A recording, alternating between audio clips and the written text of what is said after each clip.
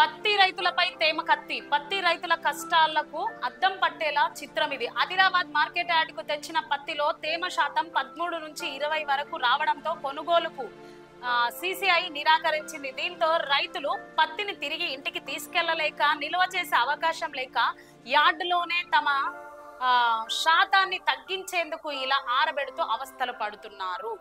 చూడండి, వాళ్ళకు ఆరబెట్టుకోవడానికి ప్లేస్ లేదు. ఒకవేళ 20% ఉంటే మేము కొనము అని నిరాకరించారు. అయితే రైతుల డిమాండ్ ఇక్కడ ఏముందంటే 20% తేమ ఉన్నా కొనాలి అని రైతులు డిమాండ్ చేస్తున్నారు. ఇది న్యాయపరమైన డిమాండ్ కాబట్టి రైతులకు తగిన న్యాయం చేయాలని మేము కూడా మా ఛానల్ సైడ్ నుండి కోరుకుంటున్నాం. ఎందుకంటే వాళ్ళు ఎంతో కష్టపడి పంటను తీసుకొచ్చిన తర్వాత తేమ శాతం ఉందంటే వర్షాలు పడుతున్నాయి, వాతావరణం ఆ విధంగా ఉంది కాబట్టి అది తేమను ఆ విధంగా సూచిస్తుంది. 20% ఉన్నా కూడా మా పంటను కొనాలి అని రైతులు డిమాండ్ చేస్తున్నారు. ప్రజలారా మీరు కూడా సపోర్ట్ చేయండి.